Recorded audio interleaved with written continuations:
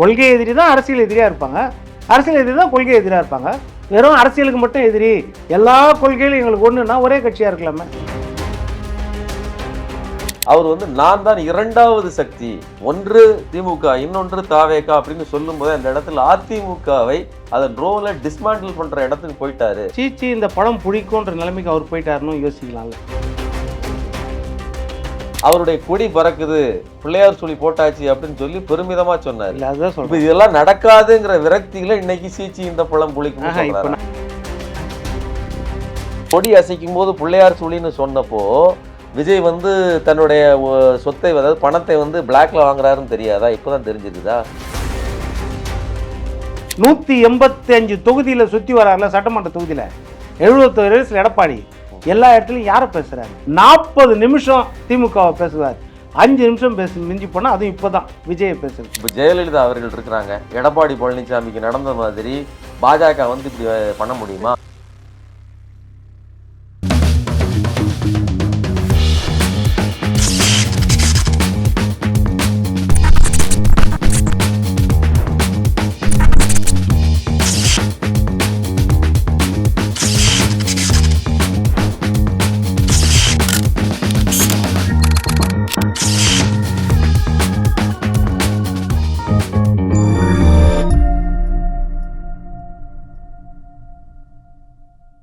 Spark plus நேயர்களுக்கு வணக்கம். இன்று நம்மோடு பேச இருப்பவர் அரசியல் விமர்சகர் திரு பொன் வில்சன் அவர்கள். வணக்கம் சார். வணக்கம் சுமன். வணக்கம். சேலத்தில் விஜய் பேசினார், அதில் டெலிட் பண்ணப்பட்டவர்கள் அப்படின்னு சொல்லி அதாவது எதிர்கட்சிகளை பற்றி குறிப்பிடுகிறார். குறிப்பாக அதிமுகவை களத்தில் இல்லைங்கிற மாதிரியான வார்த்தைகளை தொடர்ந்து, ஏற்கனவே களத்தில் இல்லாதவர்களை பற்றி நான் எதற்காக பேச வேண்டும்னு சொன்னார், இப்பவும் அதே மாதிரி பயன்படுத்தியிருக்கிறார். அதற்கு எதிர்வினைகளும் அதிமுக தரப்பில் ஆற்றப்பட்டிருக்கிறது. இதை நீங்கள் எப்படி பார்க்குறீங்க? இப்போ விஜய் அதாவது சினிமா துறையில் ஒரு முன்னணி கதாநாயகன், செரிஸ்மேட்டிக் ஃபிகர்னு சொல்லலாம், இல்லைன்னு சொல்ல, அதில் மாற்றம் கிடையாது. ரசிகர்கள் நிறையா இருக்கிறாங்க. அவர் என்ன செய்கிறாரு, நான் என்னுடைய ரசிகர்கள் கூட்டத்தை ரொம்ப காலமாக நான் மக்கள் சேவை இயக்கமாக தான் நடத்திட்டு இருக்கேன் அப்படின்னு சொல்லி அரசியலுக்கு வரணும்னு ஆசைப்படுறாரு. அரசியலுக்கு வர்றார், தவறு கிடையாது. யார் வேணாலும் இந்த அரசியலுக்கு வரலாம், ஒரு மாற்றத்தை எதிர்பார்த்து அதுக்கு உரிய மக்களும் ஆதரவு தெரிவிக்கலாம், இல்லைன்னு சொல்ல. ஆனால் 2024 பிப்ரவரியில் அரசியல் கட்சி ஆரம்பிக்கும் பொழுது அவர் சொன்ன வார்த்தை, நான் நாடாளுமன்ற தேர்தலில் நிற்க மாட்டேன், அதே மாதிரி சட்டமன்ற தேர்தலையும் இந்த தேர்தலில் 2026 தேர்தலில் தான் நான் நிற்பேன் அப்படின்னு சொல்லி தான் கட்சி ஆரம்பிக்கிறார். நடுவில் நடந்த இடைத்தேர்தலே நிற்கலை. சரி, கட்சி ஆரம்பித்த பிறகு மக்கள் பிரச்சனைக்கு ஏதாவது பேசுவார், மக்கள் பிரச்சனை எந்த அளவுக்கு அவர் புரிஞ்சு வச்சுருக்காரு அப்படின்ற மாதிரி நம்ம எதிர்பார்ப்பு நிறைய இருந்துச்சு. ஆனால் என்ன சொன்னாங்கன்னா, 2024 செப்டம்பரில் கதாநாயகன் ஒரு படம், அது முதலே ஏற்றுக்கிட்டார், அவர் ஒத்துக்கிட்டார். ஆமாம், அந்த படத்துக்கு டிசம்பரில் முடிஞ்சிரும், 2024 டிசம்பரில் முடிஞ்சிரும், முடிஞ்ச உடனே களத்துக்கு வந்துடுவாருன்னு சொன்னாங்க. இன்னைக்கு வருவார், நாளைக்கு வருவாருன்னு ஒரு வருஷம் 2025 கடந்து போச்சு. கடைசி வரைக்கும் களத்துக்கு வரல. ஒரு 3 மாதத்துக்கு ஒரு தடவை இல்லை 6 மாதத்துக்கு ஒரு தடவை வந்தார். அதற்கு பிறகு கொடியை அறிமுகப்படுத்தினாங்க. அது கொடியை அறிமுகப்படுத்தும் போது இதோட பற்றி நான் மாநாட்டில் சொல்லுவேன், இந்த கொடியில் இருக்கிற நிறங்கள், அப்புறம் வாகை மலர்னா என்ன, யானை சின்னம்னா என்ன, இதை பற்றியெல்லாம் நான் மாநாட்டில் சொல்லுவேன்னாரு. மாநாட்டில் சொன்னார். அதற்கு பிறகு கொள்கைகளை பற்றி சொல்லுவார்னு பார்த்தா கொள்கைகள்ன்றதை எதுவுமே சொல்லலை விஜய். இதுதான் ஒரு கட்சினா, கொள்கைகள் இருக்கணும், சித்தாந்தங்கள் இருக்கணும். அடுத்தது மக்கள் பிரச்சனைக்காக போராடணும். அந்த கட்சி நாளொரு மேனியும் பொழுதொரு வண்ணமாக போராடணும். இல்லைன்னா ஆளுங்கட்சிக்கு நெருக்கடியை கொடுக்கணும், இக்கட்டை கொடுக்கணும். எந்த அமைச்சர் துறையில் ஊழல் நடக்குது, எந்த அமைச்சரவையில் மக்களுக்கு எதிரான பிரச்சனைகள் நடக்குது, அதை பற்றி வெளியே சொல்லணும். போராட்டங்கள், ஆர்ப்பாட்டங்கள் இருக்கணும். சிறை நிரப்பும் கூட நடக்கும், நிறைய தியாகங்கள் நடக்கும். இதெல்லாம் கடந்த கால கட்சிகள் வரலாறு. புரட்சித்தலைவர் எம்ஜிஆர் ஆரம்பித்த போதே இந்த மாதிரி தான் வரலாறு. அதனால் இது எதுவுமே அவர்கிட்ட எதிர்பார்த்து நம்மளை போல நடுநிலையாளர்களுக்கு ஏமாற்றம் தான் வருது. அது கடைசி வரைக்கும் அவர் சொல்ல. இப்போ அந்த முதல் மாநாட்டில் என்ன சொன்னார், ஒன்று கொள்கை எதிரி, ஒன்று அரசியல் எதிரி. இது ரெண்டுத்துக்கும் வித்தியாசம் என்ன? கொள்கை எதிரி தான் அரசியல் எதிரியாக இருப்பாங்க, அரசியல் எதிரி தான் கொள்கை எதிராக இருப்பாங்க. வெறும் அரசியலுக்கு மட்டும் எதிரி, எல்லா கொள்கையிலும் எங்களுக்கு ஒன்றுனா ஒரே கட்சியாக இருக்கலாமே, அது எதுக்கு அப்புறம் அரசியல் எதிரின்னு? அப்போ கொள்கை எதிரினா அவங்களுக்கு அரசியலில் அவங்களுக்கு எதிரி கிடையாதா? அப்போ இதே பாருங்கள், டிப்ளமேட்டிக் டேர்ம்ஸ், இந்த டேர்ம்ஸுக்கு வித்தியாசமே கிடையாது. இதுதான் முக்கியம். அடுத்தது நீங்கள் எடுத்திங்கன்னா, இப்போ என்னுடைய கொள்கை தலைவர்கள் யார் அறிவித்தார்? பேரறிஞர் நம்ம இவர் தந்தை பெரியார், பெரியார், அண்ணல் அம்பேத்கர், கர்ம வீரர் காமராஜர், அப்புறம் வீரமங்கை வேலு நாச்சியார், அஞ்சலை அம்மாள் 5 பேர் அறிவித்தார். இதுதான் கொள்கை தலைவர்கள் முதல் கூட்டத்தில். 1 வருஷம் ஆகுது. மெதுவாக அதில் அண்ணா உள்ள வரார், பேரறிஞர் அண்ணா உள்ள வரார். அதற்கு பிறகு கொஞ்சம் லேட்டஸ்ட்டாக பார்த்தீங்கன்னா எம்ஜிஆர் உள்ள வரார், புரட்சித் தலைவர் எம்ஜிஆர். அதுக்கப்புறம் பார்த்தீங்கன்னா செஞ்சாஜி கோட்டைக்கு பதில் செங்கோட்டையனை பிடிச்சிட்டு ஜெயலலிதா அம்மாவும் உள்ளே வந்துடுறாங்க அவர் பாக்கெட்டு மூலமாக. அப்போ என்ன கொள்கை, என்ன சித்தாந்தம் அவர் சொல்கிறது? இதில் பாருங்கள் எந்த அளவுக்கு குழப்பத்தில் இருக்கார். எல்லாத்தையும் காம்ப்ரமைஸ் பண்ணிக்கணும் அப்படின்னு நினைக்க முடியாது.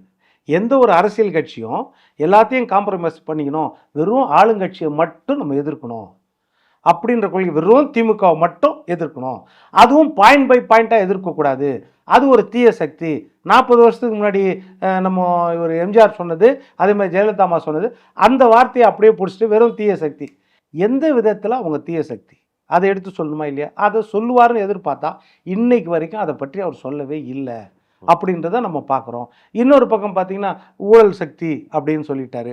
அதற்கு முன்னாடி என்ன சொன்னது, களத்தில் இல்லாதவங்களை பற்றி பேச மாட்டேன்னாரு. இப்போ ஊழல் சக்தின்னு யாரை சொன்னார்? அதிமுக. அப்போ களத்தில் வந்துருச்சா? இப்போ அவரே ஏற்றுக்கிட்டாரா நம்ம சொன்னது தப்பு, களத்தில் இருக்கிறாங்கன்னு? களத்தில் இருக்கிறவங்கள பேச மாட்டேன்னார்ல, அப்போ ஊழல் சக்தின்னு சொன்னார். முதல் விஷயம் அதில் தவறு. அடுத்தது இப்போ பிஜேபியும் களத்தில் இல்லைன்னாரு, பிஜேபி தலைமையில் ஒரு கூட்டணி இருக்குதுன்றாரு. அப்போ பிஜேபியும் களத்தில் இருக்குதுன்னு அவர் ஏற்றுக்கிட்டாரு. இந்த சூழ்நிலை வந்துருச்சு. அடுத்தது ஊழல் சக்தின்னு யாரை சொல்கிறாரு? அதிமுக ஊழல் சக்தினா யார்? எம்ஜிஆர் ஆட்சியை சொல்கிறாரா, இல்லை ஜெயலலிதா அம்மா ஆட்சியை சொல்கிறாரா, இல்லைன்னா எடப்பாடியார் ஆட்சியை சொல்கிறாரா? அதில் எடப்பாடியார் இப்போ அதுக்கு பதில் சொல்கிறாங்க. இப்போ தன்னை விமர்சிக்கும்போது அதுக்கு முன்னாடி அதிமுக என்ன நினச்சாங்கன்னா, ஒன்று தாவேகா புதிய கட்சி, விஜய் புதிய தலைவர், அவங்க மேலே எந்த கரையும் இப்போ நம்ம சுமத்த முடியாது, ஏன்னா ஆட்சி அதிகாரத்தில் வரல, எதுவும் கிடையாது. இன்னொன்று, ஆரம்பிக்கப்பட்ட கட்சி நம்ம பிரதான கட்சி, நம்மளுக்கு எதிரி வந்து திமுக, ஆளுங்கட்சி திமுக, சட்டமன்ற தேர்தல் நம்ம பிரதான எதிர்கட்சி, 75 பேர் கூட்டணியிலேருந்து இருக்கிறாங்க. அப்போ நம்ம திமுகவை தான் தாக்கணும், திமுகவை தாக்கிட்டு இருக்காரு. அதை பற்றி அந்த பிரச்சனையை, மக்கள் பிரச்சனையை தான் பேசியிருக்காரு. விஜயை பற்றி ஏன் பேசலைன்னா 2 விஷயம். ஒன்று, புதிய கட்சி வரட்டும் அவங்க பார்க்கலாம். 2வது, அந்த நேரத்தில் வந்து கூட்டணிக்கு வரக்கூடிய வாய்ப்பு இருக்குது, ஏன்னா திமுக எதிர்ப்பு சக்தியெல்லாம் ஒன்றா சேரணும். அப்போ தாவேக்கா கூட்டணியில் வரக்கூடிய வாய்ப்பு இருக்குது. அதே மாதிரி தான் தாவேக்காவும் விஜயும் கூட அதிமுகவை நினச்சிருக்கலாம், நம்ம அதிமுக கூட்டணிக்கு போகலாம், அதனால அதிமுகவை இப்போ விமர்சிக்க வேண்டாம், அந்த எண்ணம் இருந்திருக்கலாம். 2 பேருக்கு இருந்திருக்கலாம், அதிமுகவுக்கு இருந்திருக்கலாம், தாவேக்காவுக்கு இருந்திருக்கலாம், இல்லைன்னு சொல்லலை. கூடுதல் காரணம் சட்டமன்ற தேர்தல், திமுக தான் ஆளுங்கட்சி, அதை எதிர்க்கணும், அந்த கூடுதல் காரணம். பட் சாஃப்ட் மைண்ட் இருந்திருக்கலாம், 2 பேருக்கு இருந்திருக்கலாம். ஆனால் இப்போ அவர் ஊழல் கட்சின்னு சொன்ன பிறகும் அதிமுக விமர்சிக்காமல் இருக்க முடியாது. அப்போ அதிமுக விமர்சிக்கிறாங்க, அது பாயிண்ட் பை பாயிண்ட் விமர்சிக்க. இப்போ எடப்பாடியார் என்ன சொல்கிறாருன்னா, எங்கள் கட்சியை ஊழல் கட்சின்னு சொல்கிறாருன்னா யாரை சொல்கிறாரு? எம்ஜிஆர் அவர்களை சொல்கிறாரா? எம்ஜிஆர் அவர்கள் சொல்லன்றார். ஜெயலலிதா அம்மாவை சொல்கிறாரா ஊழல் சக்தின்னு? செங்கோட்டைன்னு பக்கத்துலேயே வச்சுருக்காரு அவர் அமைச்சரவையில் இருந்தவங்கள. அப்போ அதை சொல்ல வாய்ப்பு இல்லை. சரி, என்னுடைய ஆட்சி, எடப்பாடியார் ஆட்சி, எடப்பாடி பழனிசாமி ஆட்சி தான் ஊழல் ஆட்சின்னு சொல்கிறாரா? அதுக்கு பாயிண்ட் சொல்லுங்கள். என் மேலே 4500 கோடிக்கு நெடுஞ்சாலைத்துறையில் ஊழல்னு சொல்லி திமுக ஆர்எஸ் பாரதி வழக்கு போட்டார். அந்த வழக்கு இங்கேருந்து ஹைகோர்ட்லேருந்து உச்சநீதிமன்றத்துக்கும் போய் உச்சநீதிமன்றம் சொல்லிச்சு ஹைகோர்ட்டை விசாரிக்கணும்னு. ஹைகோர்ட்டில் விசாரிக்கும் போது என்னை குற்றம் சாட்டினார, நான் குற்றவாளின்னு சொல்லி மனு போட்டார, அவரு அந்த வழக்கை வாபஸ் வாங்கிடுறேன்றாரு ஆர்எஸ் பாரதி. ஆனால் குற்றம் சாட்டப்பட்ட நான் என்ன சொன்னேன்னா வாபஸ் வாங்க முடியாதுன்னு. எதுக்காக சொன்னால், சட்டமன்றத்தில் ஸ்டாலின் அவர்கள் சொல்லிட்டார், நான் குற்றமானவன் சொல்லிட்டார். அப்போ சட்டமன்றத்தில் அது பதிவாயிடுச்சு, நாளைய வரலாறு என் மேலே கரையை காமிக்கும், அப்போ நான் குற்றமற்றவன் நிரூபிக்கணும்னு வழக்காடி அந்த வழக்கில் நான் நிரபராதின்னு தீர்ப்பு வாங்கினேன். இப்போ சொல்லுங்க, விஜய் கேட்குறாரு, எந்த விதத்தில் ஊழல் கட்சி அப்படின்னு சொல்லுங்கன்றார். பாயிண்ட் அதுதான், அவ்வளோதான். அதே மாதிரி இப்போ திமுக எடுத்துக்கிட்டிங்கன்னா, திமுக அவங்க ஆரம்ப கட்டத்தில் இருக்கிறாங்க, நீங்கள் எந்தெந்த கேள்வி கேட்டாலும் அதுக்கு பதில் சொல்ல போகிறாங்க, அவ்வளோதான். அப்போ விஜய் எந்த விஷயத்தை பேச வராரு? அதே மாதிரி பிளவுவாதி சக்தின்ட்டார் பிஜேபியை, எந்த விதத்தில்? இல்லை, இப்போ வந்து ஆரம்பத்தில் பார்த்தோம் அப்படின்னா, விஜய் வந்த உடனே அவர் திமுகவை விமர்சிக்கிறார். திமுகவுக்கு ஒரு ரைவலரி எதிர்ப்பாளராக இருக்கிறாருன்னா, நீங்கள் சொன்ன மாதிரி அதிமுகவோட ஒரு கூட்டணி அமைப்பார்னு பார்க்கலாம். ஆனால் அவருடைய பேச்சுக்களும் அவருடைய செயல்பாடும், என்னை நம்பி வருகிறவர்கள், என்னோடு கூட்டணிக்கு வருகிறவர்கள், என்னை தலைவராக முன்னிறுத்துவர்கள்னு அவர் சொல்கிறாரு. அப்போது அந்த இடத்துல அதிமுகவில் எடப்பாடி பழனிசாமி அவர்கள் ஒரு முதல்வர் வேட்பாளராக இருந்துக்கிட்டு விஜயோடு கூட்டணி அமைக்க முடியாதுங்கிற முரண்பாடு அங்கே இருக்குது. அப்படி இருக்கும்போது அவர் வந்து நான் தான் 2வது சக்தி, ஒன்று திமுக, இன்னொன்று தாவேகா அப்படின்னு சொல்லும்போது அந்த இடத்துல அதிமுகவை அதன் ரோலை டிஸ்மேண்டில் பண்ற இடத்துக்கு போயிட்டாரு அப்படிங்கிறதான அவர் மேல இருக்கக்கூடிய பிரச்சனை. இல்லை அவரும் அதுவும் நினச்சிருக்கலாம்ல. ஓ அவர் டிஸ்மேண்டில் பண்ணுற நிலைமைக்கு போயிட்டாருன்னா சீச்சி இந்த படம் பிடிக்குன்ற நிலைமைக்கு அவர் போயிட்டாருன்னு யோசிக்கலாம்ல. என்னைக்கு வந்து பிஜேபி கூட அதிமுக கூட்டணி வச்சிருச்சோ இனிமேல் நம்மளுக்கு சான்ஸ் இருக்காது அந்த எண்ணமும் இருந்திருக்கலாம்ல அவர் சைடில். இல்லை உண்மையிலே சீச்சி இந்த படம் பிடிக்கும்னு விஜய் நினைத்தாரா அல்லது அதிமுக தலைவர் எடப்பாடி நினைச்சாரா? ஏன்னா கடைசி நிமிஷம் வரலும் அவர் விஜய் வருவார்னு எதிர்பார்த்தாரு. 41 பேர் இறந்த போது எடப்பாடி பழனிசாமி அவர்கள் அதாவது அன்கண்டிஷனலா விஜய்க்கு வந்து இல்லை இப்போ நீங்கள் ரெண்டு பக்கம் எடுத்துக்கோங்க. விஜய்க்கு ஆதரவு கொடுத்தாரு. ஆமாம், அது பாஜகவும் கொடுத்தது. அதே மாதிரி அவருடைய கொடி பறக்குது, பிள்ளையார் சொல்லி போட்டாச்சு அப்படின்னு சொல்லி பெருமிதமா சொன்னார். இல்லை அதுதான் சொல்றேன். இதெல்லாம் நடக்காதுங்கிற விரக்தியில இன்னைக்கு சீச்சி இந்த பழம் புளிக்கும். இப்போ நான் ரெண்டு விஷயம் சொல்றேன். அதிமுக தலைமையில ஒரு கூட்டணினா உங்க நிழல் கூட நம்பும், சரியா? அதே மாதிரி திமுக தலைமையில ஒரு கூட்டணினா எல்லாமே நம்புவாங்க, மொத்த பேரும் நம்புவாங்க, யதார்த்தமா இருக்கும். இப்போ அதே நேரத்தில் கடந்த காலத்தில் விஜயகாந்த் என்ன சொன்னார்னா என் தலைமையில தான் ஆட்சி, மக்களோடு தான் எனக்கு கூட்டணின்னாரு. அப்போது திரு கலைஞர் அவர்கள் அப்போ 2006 நினைக்கிறேன், 2016 கலைஞர் என்ன சொன்னார்? பழம் நழுவி பாடில் விழும் வரும்னாரு. அப்போது கலைஞர் சீச்சி இந்த பழக்கம் புளிக்கும்னு நினைச்சார் மக்கள் நல கூட்டணியை போடணும். அவரு என் தலைமையில் தான் கூட்டணி, என் தலைமையில் தான் ஆட்சி, நான் தான் முதலமைச்சர் வேட்பாளர் தான் விஜயகாந்த் சொல்லிட்டு இருந்தார். கலைஞர் கூப்பிடுறாருன்னா அதுல பொருத்தம் இருக்கணும். இது போல நிறைய பேர் சொல்லுவாங்க. இப்ப மாற்றம் முன்னேற்றம் 2016 மாதிரி எடப்பாடி பழனிசாமி பழம் நழுவி பாலில் விழும் அப்படின்னு அந்த கலைஞர் சொன்ன டயலாக்கோடு தான் காத்திருந்தாருங்கிறத சொல்றீங்களா? எல்லாரும் இன்னைக்கும் காங்கிரஸுக்கு காத்துட்டு இருக்காருல்ல திமுக ஸ்டாலின் இன்னைக்கு சொல்லியிருக்காரா? இல்ல காங்கிரஸ் எங்களை விட்டு போட்டோன்னு. இல்ல அது கூட்டணியில இருக்கிற கட்சி தானே, அது இருக்கிறாங்கன்னு யார் சொன்னது? இவர் மட்டும் தானே சொல்றாரு. ராகுல் காந்தி சொல்லி இன்னைக்கு வரைக்கும் இவ்வளோ பிரச்சனை அனுப்புறோம். ராகுல் காந்தி வாயை திறக்கலையே, ஒரு ஃபோன் காலில் முடிக்க வேண்டிய விஷயமாச்சே. அதுதான் என்ன சொல்றேன்னா திமுக அதிமுக எந்த கட்சியை வேணுனாலும் அழைக்கும், அதில் தவறு கிடையாது. திமுகவும் அதே மாதிரி ஸ்டேட்டஸ் தான், அதிமுக எந்த கட்சினாலும் ஒவ்வொரு கட்சியும் ஆரம்பிக்கும்போது எங்கள் தலைவர் தான் முதலமைச்சர் வேட்பாளர், எங்கள் கட்சி தான் அப்படின்னு சொல்லுவாங்க. இப்போ ரெண்டு விஷயம் எடுத்துக்கோங்க. அதிமுக தன் தலைமையில் வரணும்னு விரும்பினாங்க, கரெக்டாக 2024 விரும்பினாங்க. அதே மாதிரி தாவேகா விஜயும் விரும்பினார். எந்த பக்கம் சேர்ந்துருக்காங்க? அதிமுக எடப்பாடி பழனிசாமி என் தலைமையில் ஒரு கூட்டணி வரும் அப்படின்னு சொல்கிறாரு. அதே மாதிரி விக்கிரவாண்டி மாநாட்டில் 2 வருஷத்துக்கு முன்னாடி விஜய் அவர்கள் என் தலைமையில் ஒரு கூட்டணி வரும்னாரு. எந்த தலைமையில் கூட்டணி வந்திருக்குது? அப்போ யார் ஏமாந்துருக்கா? இந்த சைடு பிஜேபி வந்திருக்குது, இந்த சைடு பாட்டாளி மக்கள் கட்சி வந்திருக்குது, இந்த சைடு பெரிய எதிரியாக இருந்த பங்காளி சண்டை போட்டு கொண்டிருந்த அம்மா மக்கள் முன்னேற்ற கட்சி டிடிவி தினகரன் வந்துட்டாரு, தமிழ் மாநில காங்கிரஸ் வந்துச்சு, எல்லாரும் இந்த பக்கம் வந்துச்சாரு. அப்போ யார் சீச்சி இந்த படம் பிடிக்கும்னு நினைச்சது? இப்போ இதுக்கு முன்னாடி விஷயத்தை இதுக்கு உதே தான் சொல்லுவீங்க. அவர் வந்து இந்த மாதிரி பிள்ளையார் சொல்லி போட்டாச்சுன்னு சொன்னார் சொல்லுவீங்க. ஒன்னே ஒன்று எடுத்துக்கோங்க. இன்னைக்கு திமுக கட்சி கூட்டம் நடக்குது. அந்த கூட்டத்தில் மாற்று கட்சியை சார்ந்தவர்கள் யாராவது கொடியை கொண்டு போய் வச்சுட்டு பாதுகாப்போட ஸ்டாலின் முன்னாடி அசைச்சிட்டு நிற்க முடியுமா? நின்றா அவங்க திருப்பி உருப்படியாக வர முடியுமா? எந்த தொண்டர்னாலும் உணர்ச்சி வசப்படுவாங்கல்ல. அதிமுக தொண்டர் ஒருவரால் இல்ல அதெல்லாம் பச்சை பொய், அதெல்லாம் பச்சை பொய். அந்த மாதிரி எதுவுமே கிடையாது. அதெல்லாம் எடுத்து திருப்பி வெப்சைட்ல போட்டாங்க. அது திமுக எவ்வளவு கீழ்த்தரமான வேலை செய்ததுன்னு இன்றைக்கு விஜய் அவர்கள் சொல்லியிருக்காரா? இல்ல விஜய் கட்சியிலேருந்து யாராவது ஒருத்தர் சொல்லியிருக்காங்களா? என் கட்சிக்கு பழி போடுறதுக்காக இன்னொருத்தர் பண்ணிட்டாங்கன்னு யாராவது ஒருத்தர் சொல்லியிருக்காங்களா? இல்லை ஒன்றிய செயலாளர் சொல்லியிருக்காரா? இல்லை வட்ட செயலாளர் சொல்லியிருக்காரா? அதே திமுக வந்து அந்த ஒரு பவுன்சர் வந்து ஒரு தூக்கி போட்டாங்க ஃபர்ஸ்ட் மாநாட்டில். ஒரு தொண்டரை தூக்கி போட்ட உடனே அந்த தொண்டர் மாதிரி இன்னொருத்தர் அதே சட்டை போட்டுன்னு புகார் தெரிவித்தார். மொத்தத்தையும் கொண்டு வந்து வெளியே காமிச்சிட்டாங்களா தாவேகா விஜய்? எப்படி போலியான வேலை திமுக சைடில் செய்தாங்கன்னு இதில் காமிச்சிருப்பாங்களா? அந்த மாதிரி கிடையாது.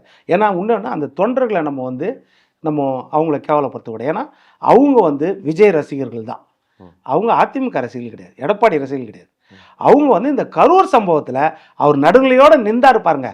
பாதிக்கப்பட்ட ஒரு பக்கம், பலவீனவர்கள் பட்டம், அந்த பக்கம் ஒரு தவறு இருந்தாலும் அனுபவம் உள்ள ஆற்றல் மிக்க ஆட்சியாளர்களும் காவல்துறையும் அவர்கள் செய்து இருக்கிற தவறை விசாரிக்கிறது யாரால விசாரிக்க முடியும் அப்படின்னு நியாயத்தை கேட்டு நின்றாரு பாருங்க. அதனால அந்த நன்றி தெரிவிக்கும் விதமாக அந்த மக்கள் கொடியாட்டினாங்க. அவங்கள உற்சாகப்படுத்துறதுக்கு அவர் சொன்னார் பிள்ளையார் சொல்லி போட்டாச்சு பாருங்கன்னு. அவ்வளோதான். மற்றபடி அதில் வேற எந்த விதையும் கிடையாது. அதே மாதிரி பேட்டி கேட்டாங்க அவர்கிட்ட, இந்த கரூர் சம்பவத்துக்கு பிறகு இதை வச்சு நீங்கள் கூட்டணி பேசுவீங்களான்னப்போ எடப்பாடி பழனிசாமி என்ன சொன்னார்னா, அதே நிருபர்கிட்ட இந்த சம்பவத்தை வச்சு கூட்டணி பேசுகிற அளவுக்கு நாங்கள் தரம் தாழவில்லை, அதை தெளிவாக சொன்னார். அதனால் இதுக்கும் அதுக்கும் சம்மந்தம் கிடையாது. இது ஒரு நியாயம் தோணுச்சு, நாங்கள் ஆதரவு தெரிவிக்கிறோம். மற்றபடி இதுக்கும் அதுக்கும் சம்மந்தம் கிடையாதுன்றாரு.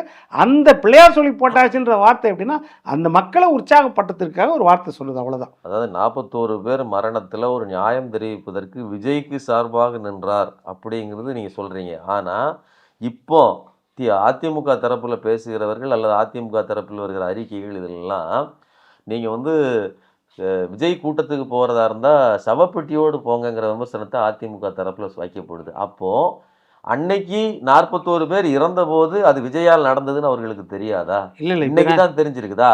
ஒன்று. இப்போ அன்னைக்கு அந்த கொடி அசைக்கும் போது பிள்ளையார் சொல்லின்னு சொன்னப்போ விஜய் தன்னுடைய சொத்தை, அதாவது பணத்தை பிளாக்ல வாங்குறாருன்னு தெரியாதா? இப்போதான் தெரிஞ்சிருக்குதா?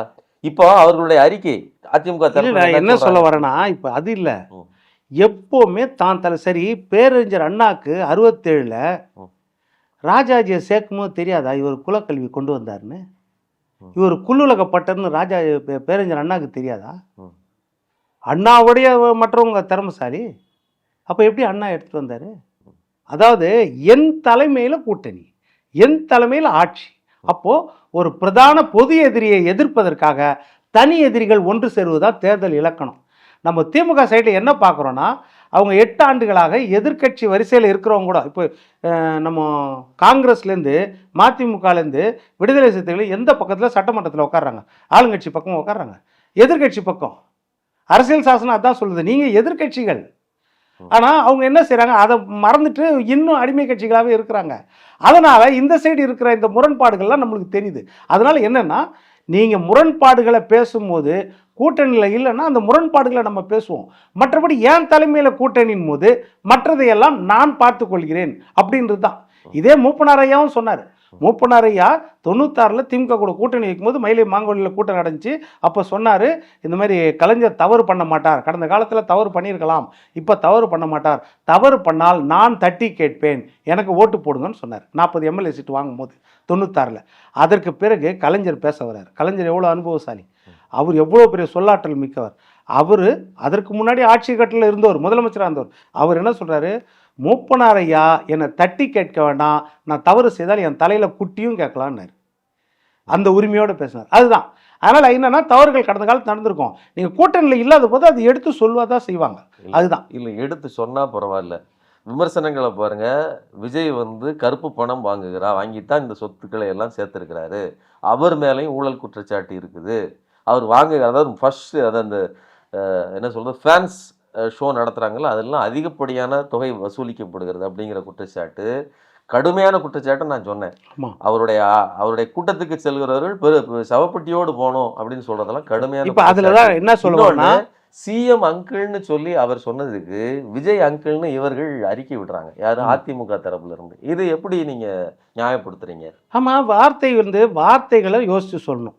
இப்போ அவங்க சிஎம் அங்கிள்னு அவர் சொல்கிறாருன்னா, இங்கே இருக்கிற இளைஞர்கள் சொல்லுவாங்கள்ல, அவருக்கு அவர் அங்கிளாக தெரிகிறாரு, மரியாதையான வார்த்தையாக தெரிகிறாரு. அதே மரியாதையான வார்த்தை இங்கே இருக்கிற இளைஞர்கள் அவரை கூடுவாங்கள்ல, தவறு கிடையாதுல்ல. அப்போது அவர் எப்படி நான் மரியாதையோடு தான் கூப்பிட்டேன்னு சொல்கிறாரோ, அதே மாதிரி மரியாதையோடு கூப்பிட்றாங்க இங்கே இருக்கிற இளைஞர்கள்.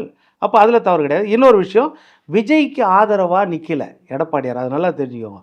விஜய்க்கு ஆதரவாகவோ இல்லை அந்த கட்சிக்கு ஆதரவாகவோ நிற்கலை. ஒரு புது கட்சி, அனுபவம் இல்லாத கட்சி, அனுபவம் இல்லாத ரசிகர்கள், கட்டுப்படுத்த முடியாத ரசிகர்கள், அந்த ரசிகர்கள் இருக்கிற கூட்டம். நீங்கள் எனக்கு அனுமதி கொடுத்த அதே இடத்துல அந்த கூட்டத்துக்கும் அனுமதி கொடுக்குறீங்க. உதாரணம் காமிச்சிக்கிறீங்க. எப்படி 55 வருடங்களாக இருக்கிற கட்சியை, அனுபவமிக்க கட்சியை அங்கே இடம் கொடுத்தேன்னு நீங்கள் அது உதாரணம் காமிக்கிறீங்க. அந்த உதாரணம் காமிச்சு அந்த இடத்த கொடுக்குறேன்றீங்க மீனாட்சிபுரத்தில். அதனால் அது ஒன்று. ரெண்டாவது, போன அன்னைக்கே சொன்னார், அந்த காலையில் 7 மணிக்கு போன அன்னைக்கு அந்த கரூருக்கு பாதிக்கப்பட்டப்போ எடப்பாடி பழனிசாமி என்ன சொன்னார்னா, விஜயும் கொஞ்சம் சீக்கிரம் வந்திருக்கணும், அனுபவம் தேவை, இந்த வார்த்தையை சொன்னார். விஜயும் சீக்கிரம் வந்திருக்கணும், அவருக்கும் அனுபவம் தேவை. இவங்களை விசாரிக்கிறதுக்கு உங்கள்கிட்ட அதிகாரம் இருக்குது. விஜய் மேலே கைது பண்ணுறதுக்கோ விஜய் மேலே விசாரிக்கிறதுக்கோ பண்ணீங்கல்ல. யார் அந்த மாவட்ட செயலாளர் என்ன ஆச்சு? கைது பண்ணீங்கல்ல. ஒன்றிய செயலர் கைது பண்ணி உள்ளே போட்டிங்கல்ல. மதிய அழகனை கைது பண்ணி சிறையில் அனுப்புனீங்கல்ல. அதே மாதிரி காவல்துறை யாரை சிறையை அனுப்புனீங்க? அதுதான் இப்போ முக்கியம். நீங்கள் விஜயை விசாரிக்கிறதுக்கோ இல்லைன்னா அந்த கூட்ட ஏற்பாட்டாளரை விசாரிக்கிறதுக்கோ இல்லை ஆதவ அர்ஜுனும் புஷி ஆனந்தோ நிர்மல் விசாரிக்கிறதுக்கு உங்கள்கிட்ட விசாரணை அமைப்பு ஆணையம் எல்லாமே இருக்குது. விசாரிங்க, வேண்டானே சொல்லலை. இவங்களை எல்லாம் விசாரிங்க. அந்த 41 இறந்துட்டாங்களே அந்த குடும்பத்தை கூட விசாரிக்கலாம். அந்த குடும்பத்தை விசாரித்து குழந்தைய தூக்கிட்டு வந்து உங்கள் தப்பு, விஜய் ஏற்கனவே அறிவிச்சிட்டாரு குழந்தைய தூக்கிட்டு வரக்கூடாது, அதை மீறி தூக்கிட்டு வந்து உங்கள் தப்புன்னு அவங்க மேலேயே நீங்கள் குற்றம் சுமத்த கூட அதிகாரம் உங்ககிட்ட இருக்குது. சரி, காவல்துறை மேலே விசாரிக்கிறதுக்கு யார் செய்யுது? இதைத்தான் எடப்பாடியார் சொன்னார்.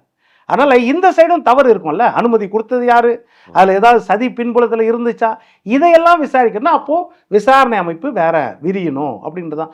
அஜித்குமார் வழக்கில் சிபிஐ கிட்ட எது கொடுத்தாரு ஸ்டாலின் அவர்கள்? தமிழ்நாடு காவல்துறை மேலே நம்பிக்கை இல்லாமல் கொடுத்தாரு. அது நேரடியாக காவல்துறை மேலே குற்றச்சாட்டு இருந்தது சார். இதில் அப்படியா? இது நேரடியாக இப்போ நீங்கள் சொல்கிறீங்களா நேரடி குற்றச்சாட்டு. நம்ம அண்ணா நகர் சிறுமி கற்பழிப்பு வழக்கில் போக்சோக்கு ஆய்வாளர் ராஜி அந்த பெற்றோரை மிரட்டி வாங்கினாங்கல்ல, நேரடி குற்றச்சாட்டு தானே. அந்த நேரடி குற்றச்சாட்டுக்கு சிபிஐ கொடுத்தாரா? நீதிமன்றம் தானாக எடுத்து சிபிஐ கொடுத்துச்சு. உச்ச நீதிமன்றத்துக்கு போய் உலகமாக வழக்கறிஞ்ச வச்சு திமுக அரசாங்கம் வாதாடிச்சு. என்ன வாதாடிச்சு? சிபிஐ வேண்டாம் மாறி எஸ்ஐடி கொடுத்தாங்க. அந்த எஸ்ஐடி கூட என்ன சொன்னாங்கன்னா, உச்ச நீதிமன்றம் தமிழ்நாட்டு கேடர் இருக்கக்கூடாது, ஐபிஎஸ் கேடர். அப்போ அதுலேயே கலங்கம் வந்துச்சு. நீங்கள் அண்ணா நகரில் நம்ம அண்ணா பல்கலைக்கழகத்தில் அந்த வழக்கில் ஞானசேகரனில் சிறுமி நம்ம மாணவி பாலியல் அந்த வழக்கில் தான் எஸ்ஐடி கொடுத்ததில்ல, அதுக்கு முன்னாடியே எஸ்ஐடி கொடுத்துட்டாங்க தமிழ்நாட்டு கேடர் இல்லாதவங்களுக்குன்னு. அப்போ அந்த வழக்கில் சிபிஐ வேண்டான்னு சொன்னீங்கல்ல, அஜித்குமார் வழக்கில் கொடுத்தீங்க. அது போல தான் வழக்கு எப்படின்னா, இப்போ சாதாரண காவல்துறை விசாரிக்குது, சிபிசிஐடி கொடுக்குறாரு நம்ம ஸ்டாலின் அவர்கள். அப்போ காவல்துறை மேலே நம்பிக்கை எல்லாமே கொடுக்குறாரு. காவல்துறையை விசாரிக்க வேண்டியது இருக்கும், அடுத்த கட்டத்துக்கு போனோம். அப்போ சிபிசிஐடி விசாரணை. சிபிசிஐடியும் கொடுக்கல, எஸ்ஐடி கொடுப்பாங்க, ஸ்பெஷல் சிறப்பு பிளான். அதுக்கு சிபிசிஐடி மேலே நம்பிக்கை இல்லைன்னு கிடையாது, எஸ்ஐடி கொடுப்பாங்க. எஸ்ஐடியும் தாண்டி சிபிஐ கிட்ட கொடுக்குறாங்கன்னா இவங்களும் அந்த விசாரணை எல்லைக்குள்ளே வரணுன்றதுக்காக இன்னொரு பாடி கிட்ட கொடுக்குறாங்க. ஏதோ ஒரு இடத்துல நின்று தான் ஆகணும். நம்ம சிபிஐயும் சும்மா உத்தமானது நம்ம சொல்ல முடியாது. சிபிஐலும் அரசியல் சாயம் இருக்கும், அது இல்லைன்னு சொல்ல முடியாது. ஆனால் ஏதோ ஒரு இடத்துல நம்ம நின்று தானே ஆகணும். இல்லை, இப்போ நீங்கள் சொல்கிறதுல விஜய் இந்தந்த காரணங்களுக்காக அதிமுக எதிர்க்கிறது அப்படின்னு சொல்கிறீங்க, கரெக்ட். ஆனால் விஜய் என்ன சொல்கிறாரு, நான் தான் உண்மையான எதிர்க்கட்சி அப்படின்னு சொல்கிறாரு. அப்படி சொல்லும்போது திமுக விஜயை குறித்து பெரிய எதிர்வினை ஆற்றுவதில்லை, அவர் என்னமோ பேசிட்டு போகிறான்னு விட்டுருது.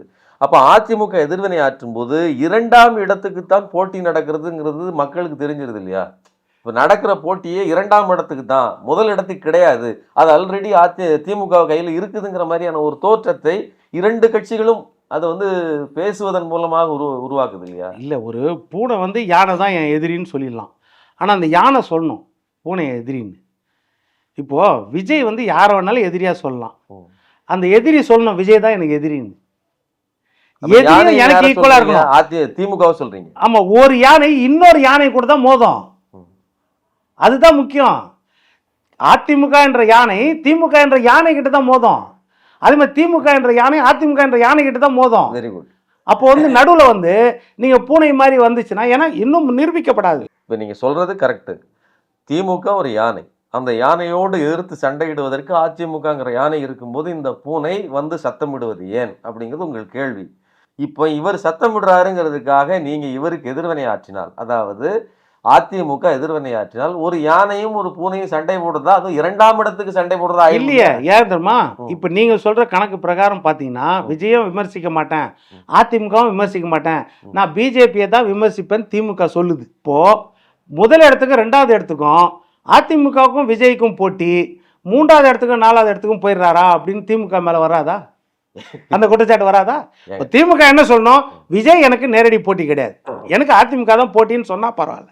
இவங்க என்ன சொல்றாங்க, அதிமுக எங்களுக்கு திமுக நேரடி போட்டி, மற்றவங்களை நான் விமர்சிப்பேன், விமர்சிக்காம இருக்க மாட்டேன். என்ன விமர்சித்தா விமர்சனத்தை சொன்னீங்க, பாஜகவை அங்க இழுக்கல, பாஜகவை சொல்லாம திமுக அதிமுக 2 யானைகள்னு சொன்னா ஒரு பூனையோடு ஏன், ஆமா, ஒரு புது கட்சியோடு ஏன் அதிமுக மல்லு கட்டுகிறது? அப்ப 2வது இல்ல, நான் என்ன சொல்றேன், மல்லு கட்டுற வேலையே கிடையாது சார். போராட்டம் ஆர்ப்பாட்டம் எல்லாம் யாருக்கு எதிராக பண்றாங்க? திமுக எதிராக பண்றாங்க. 185 தொகுதியில சுத்தி வராருல, சட்டமன்ற தொகுதியில 71 வயசுல எடப்பாடி எல்லா இடத்துலயும் யாரை பேசுறாரு?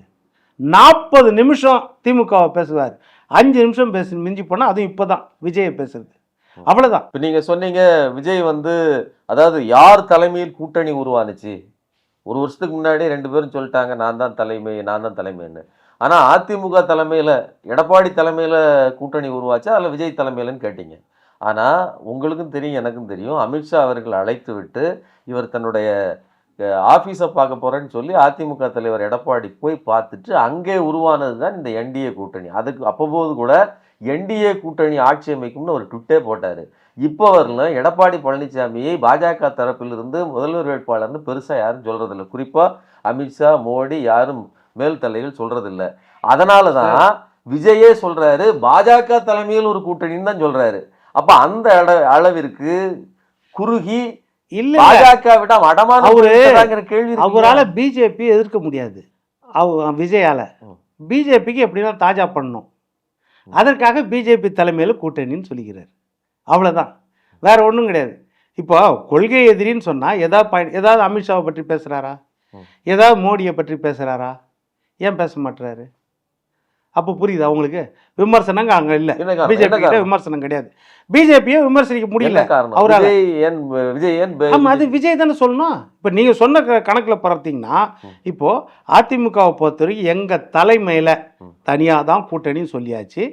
அதற்கு பிறகு பார்த்தீங்கன்னா நயினார் நாகேந்திரன் சொல்லிட்டாரு, நாங்கள் கேட்கவும் இல்லை, ஆட்சியில் பங்கு அவங்க கொடுக்க மாட்டேன்னு சொல்லவும் இல்லை, அந்த கேள்வியே எழலைன்னு தெளிவாக சொல்லிட்டாரு. இன்னொன்று என்டிஏ கூட்டணின்னு தான் பிஜேபி எல்லா இடத்துலையும் சொல்லணும். எதுக்காக சொல்லணும்னா என்டிஏன்னு ஒரு கூட்டணி எல்லா இடத்துலையும் இருக்குது. தமிழ்நாட்டில் எடப்பாடி பழனிசாமி அதிமுகவும் என்டிஏ கூட்டணியில் இருக்காருன்னா எல்லா ஸ்டேட்லேயும் அதே கட்சிகள் தான் என்டிஏ கூட்டணியில் இருக்கும். இப்போது திமுக காங்கிரஸ் கூட்டணி இருக்குன்னா திமுகவுக்குள்ள எத்தனை சீட்டு வேணும் என்ன வேணும்னு வெளியில நின்று வேணா கேட்டுட்டு இருக்கலாமே தவிர திமுகவில் யார் முதல்வர் வேட்பாளர்னு தீர்மானிக்கிற இடத்துல காங்கிரஸ் இல்லை. ஆனால் அதிமுகவை சேர்ந்த ஒருவர் அப்படின்னு சொல்றாரே தவிர எடப்பாடி பழனிசாமின்னு சொல்லி அமித்ஷா சொல்லவே கிடையாது. இன்னொன்று, பியூஷ் கோயல் அதாவது காங்கிரஸ்ல இருந்து ஒருத்தர் ஒரு டீம் தமிழ்நாட்டில் யாரோட கூட்டணி வைக்கணும்னு நினைக்கிறாங்கன்னு வச்சுக்கோங்க, அது நடக்குமா? அதே மாதிரி பியூஷ் கோயல் டிடிவி தினகரனை பேசி கூட்டிட்டு வராரு, அவங்கள இந்த கூட்டணியில் நினைக்கிறாரு. இதுதான் உண்மையான ஜனநாயகம் சார். ஜனநாயகம் இப்படிதான் இருக்கணும். நீங்க என்ன சொல்றீங்கன்னா ஸ்டாலினுக்கு அடிமையா இருக்கணும். அது ராகுலா இருந்தா கூட, ராகுல் பேர் பிரதமர்னா கூட ஸ்டாலின் தான் அறிவிக்கணும், காங்கிரஸ் அறிவிக்கக்கூடாது. அந்த தைரியமோ ஆற்றலோ தெம்போ தெளிவோ காங்கிரஸ் கிடையாது. நீங்க அடிமையா இருக்கிறீங்க. அப்போ உங்களுக்கு ஸ்டாலின் அறிவிச்சா தான் நீங்க முதல்ல பிரதமர் வேட்பாளரே சொல்றீங்க. ஆமா, உண்மையா தானே? காங்கிரஸுக்கு சுய சிந்தனை இருக்குதா சார்? தன்னுடைய பிரதமர் வேட்பாளர் சொல்றதுக்கு காங்கிரஸுக்கு தைரியம் இல்லையா? அது எதுக்கு ஸ்டாலின் தான் சொல்லணும்னு பெருமை பண்ணும்? அப்போ என்னன்னா அதுதான் இப்போ தெரியுதா, திமுக கூட்டணியில் அத்தனை பேரும் அடிமையா இருக்கிறாங்க, அதிமுக கூட்டணியில் சுதந்திரமான கூட்டணி. நீங்க சொல்றது கரெக்ட் சார். நான் என்ன கேட்கறேன்னா, இது ஒரு தமிழ்நாட்டில் நடக்கிற ஒரு எலெக்ஷன். இப்போ ஜெயலலிதா அவர்கள் இருக்கிறாங்க, எடப்பாடி பழனிசாமிக்கு நடந்த மாதிரி பாஜக இப்படி பண்ண முடியுமா? இந்த பியூஷ் கோயல் நின்று இப்படி வேலை செய்ய முடியுமா? நான் என்ன சொல்றேன், நான் என்ன கேட்கிறேன், காமராஜர் உயிரோடு இருந்திருந்தா காங்கிரஸ் இப்படி அடிமையா இருந்திருக்குமா? இதை கேட்டு மறைந்தவங்களை பற்றி நீங்க ஒண்ணு வேணாம். இப்போ ஜெயலலிதா அம்மா காமன் சிவில் கோடு வேணும்னு சொன்னாங்களா இல்லையா? இது சொல்லுங்க. காமன் சிவில் கோடு வேணும்னு சொன்னாங்களா இல்லையா? பொது சிவில் சட்டம் வேணும்னு சொன்னாங்களா இல்லையா? ஆமான்னு சொன்னாங்க. எடப்பாடியார் எதிர்க்கிறாரு. அப்ப என்ன சொல்லுவீங்க? எது சரின்னுவீங்க? இப்ப சொல்லுங்க, எது சரி? இப்ப ஜெயலலிதா அம்மா சொன்னதை ஏத்துக்கணுமா, இல்லைன்னா மக்கள் பிரச்சனைக்கு பேசணுமா? கூட்டணி பற்றி பேசிட்டு இது இல்ல நீங்க உங்களுக்கு சாதகமான விஷயம் சொல்றீங்களா? முடிவுகள் சொல்றேன். ஜெயலலிதா அம்மா உயிரோடு இருக்கும் போது எடுக்கிற முடிவுகள் கேட்டது என்னன்னா, ஆமா ஸ்டாலினுக்கு எல்லோரும் அடிமையாக இருக்கிறார், அப்படி இல்ல எடப்பாடி அவர்கள் பாஜகவுக்கு அடிமையாக இருக்கிறாருங்கிற விமர்சனத்தை தான் திமுக வைக்குது. இல்ல, அதுதானே உதாரணம் சொல்லணும் நீங்க. காங்கிரஸ் நான் தெளிவா சொல்லிட்டேன் உங்களுக்கு, பிரதமர் வேட்பாளரே நாட்டுக்கு ஸ்டாலின் தான் அறிவிக்கணும்ன்ற நிலைமையில காங்கிரஸ் அமித்ஷா கூப்பிட்டு இப்போ இது எவ்வளவு அசிங்கம், எவ்வளவு கேவலம் அது சொல்லுங்க காங்கிரஸுக்கு. இப்போ கூட்டணி வைக்கிறது யார் வேணாலும் வைக்கலாம். ஏன் தெரியுமா?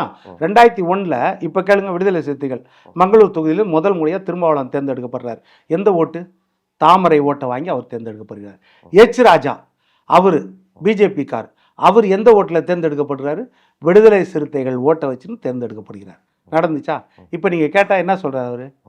நாங்கள் பிஜேபியில் கூட்டணியில் இல்லை, நாங்கள் திமுக கூட்டணியில் தான் இருந்தோன்றார். அது எப்படி ஏற்றுக்குவீங்க? ஒரே கூட்டணியில் இருக்கிறாங்க. A=B, B=C னா A=C தான். அன்னைக்கு கூட்டணியை நிர்வகித்தது திமுக. சார், இன்னைக்கு அதிமுக இல்ல அப்ப அந்த இடத்துல இருக்குதா? அன்னைக்கு பிஜேபி கிடையாது. இல்ல, இல்ல. பிஜேபின்ற கட்சியே இன்னைக்கு கிடையாதா? பிஜேபி மட்டமான கட்சி. எந்த தேசிய கட்சி இல்ல சார். கட்சியோட influence எப்படி இல்ல இல்ல, இருக்கு? தேசிய கட்சி சரி, மாநில இப்ப கட்சி நடக்கிறது மாநில தேர்தலா அல்லது சட்ட நாடாளுமன்ற தேர்தலா? ஆமா, அதை ஆமா. சொல்லுங்க. நீங்க அது சார் சட்டமன்ற இப்ப நாடாளுமன்ற தேர்தலுக்கு பிரதமர் வேட்பாளரை அறிவிக்கலாமா ஸ்டாலின்? அப்படி அறிவிக்க முடியாது. அப்புறம் எப்படி அது? அவர் அறிவிக்கிறார். அது எப்படி சார் சார் இன்னைக்கு வரைக்கும் அதுதான் சார் பெருமையா பேசிக்கிறீங்க. அறிவிப்பது வேறு, முன்மொழிவது அதுதான் எல்லாம் ஒண்ணுதான். இந்த வார்த்தையெல்லாம் வேண்டாம். சொன்னாரா? இன்னைக்கு வரைக்கும் அதை பெருமையா சொல்லுகிறாங்களே. முதல் அவர் தான் சொன்னாரு, முதல் அவர் தான் சொன்னாரு. சொன்னாங்களா இல்லையா? தமிழ்நாட்டுல அவர் அது மக்களுக்கு போல தேவைங்கிறத அதே மாதிரிதான் சார். என்னதுன்னா கூட்டணியில எல்லாருக்கும் சம வாய்ப்பு. யாருக்கு யார் இணக்கமாக இருக்கிறார்களோ அவர்களை வைத்து பேசி அவர்கள் இணக்கமாக கூட்டணிகள் உருவாங்க. அதுதான் எந்த ஆறு வந்தாலும் அது அதிமுகன்ற கடல்ல வந்து தான் கலக்கும். எந்த பாதையில வந்தாலும் கவலை கிடையாது. ஆனா நீங்க என்ன சொல்றீங்கன்னா திமுக ஸ்டாலின்னா இந்த பாதையில மட்டும்தான் வரணும், வேற பாதையில வரக்கூடாது. அதனாலதான் என்ன ஆச்சுன்னா 63 சீட்டு வாங்கின காங்கிரஸை 41 சுருக்கி 25 சுருக்கி இப்ப அதையும் 10 சுருக்கலாமான்னு பார்த்துட்டு இருக்கும்போது காங்கிரஸ் கொஞ்சம் விழிப்புணர்வு ஆயிருச்சு. தன்னுடைய கூட்டணிக்குள் இருக்கக்கூடிய கட்சிகளை ஒருங்கிணைக்கிற பொறுப்பை பியூஷ் கோயலுக்கு அல்லது ஒன்றியத்துக்கு கொடுக்கிற அளவிற்கு ஜனநாயக பூர்வமாக இருக்கிறது அதிமுக கூட்டணி அப்படின்னு சொல்லி அதை பெருமிதமாக அத்துமீறிய செயல்களை எல்லாம் பெருமிதமாக ஜனநாயக அத்துமீறியே கிடையாது, அடிமை கிடையாது, அவ்வளவுதான் சொல்றது, அடிமைத்தனம் கிடையாது. அவ்வளவுதான். அந்த விமர்சனத்தை நாம மக்கள் முன்னாடி வைக்கிறோம். ரொம்ப நன்றி சார்.